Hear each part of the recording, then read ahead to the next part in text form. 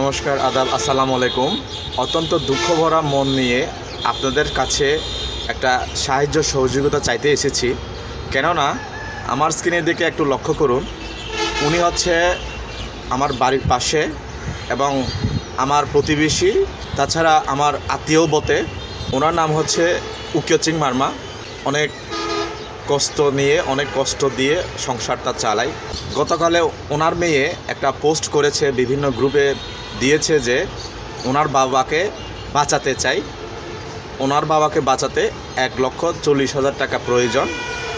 যদি কেউ ওনার বাবাকে সাহায্য সহযোগিতা দেন তাহলে ওনার বাবা বাঁচবে, একটি প্রাণ বাঁচবে। সেই সূত্রে আমি আমার বিবেক থেকে আমার পক্ষ থেকে যতটুকু পারি আমি ওনাকে সাহায্য সহযোগিতা করব বলে আমি ওনাকে আস্থা দিয়েছি, বলেছি, যোগাযোগ করেছি। যদি পারেন এই ভিডিওকে আপনারা একটু শেয়ার করে দিবেন। কেননা একটি প্রাণ বাঁচবে মাত্র 1,40,000।